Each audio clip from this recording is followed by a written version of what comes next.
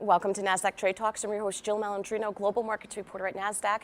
Joining us at the market site in Times Square, we have Lyanne Alfaro. She's a multimedia editor at Nasdaq, and we're here to discuss National Hispanic Heritage Month and financial literacy for the Latino community. Lyanne, it's great to finally have you on the show. And National Hispanic Heritage Month. Tell us about that and what Nasdaq is doing to celebrate. Absolutely. Thank you so much for having me on, Jill. So I'll tell you a little bit about Hispanic Heritage Month. It officially begins on September 15th and it goes all the way to October 15th.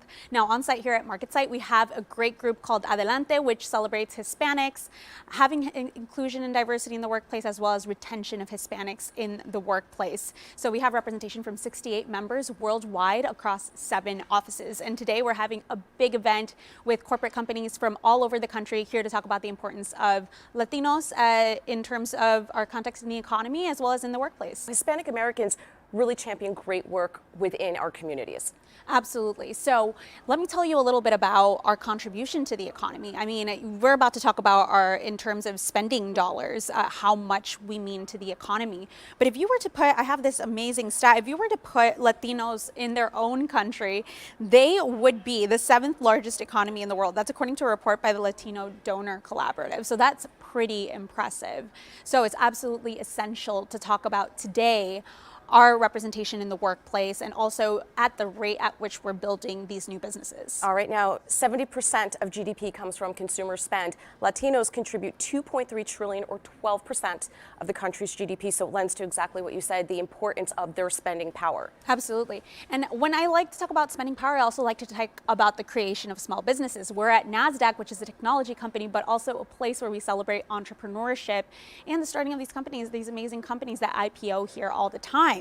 Now, another interesting stat is Latino businesses have double the growth rate of all businesses across the U.S.